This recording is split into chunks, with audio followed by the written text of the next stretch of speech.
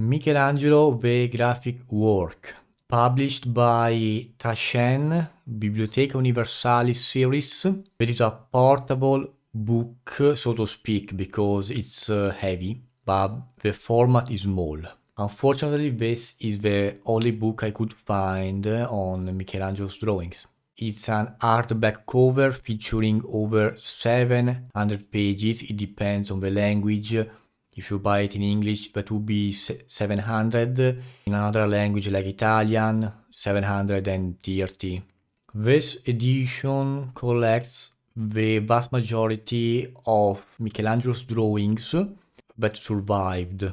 Not only the centuries, because many have been lost with the pass of time, but also due to Michelangelo itself, because before dying, Michelangelo ordered to his students to burn, we estimate, around 80% of all his drawings, because he wanted to keep only the perfect, or we can say almost perfect, because perfection doesn't exist, drawings, to hide the fact that he basically had to work his ass off to reach this level. And he wanted to die the title of genius. And from this episode alone, we can already get an idea of Michelangelo's mind, which is the opposite of Leonardo da Vinci. For example, Leonardo left all his works to his students. Michelangelo was obsessed with perfection, with being a genius, with money. He was a great financial man, so to speak. He knew his business. This book is the only downside is that it's small. Aside from that, it's an hardback cover. The pages are quite thin, so that's also another downside. The majority of drawings that survived are here.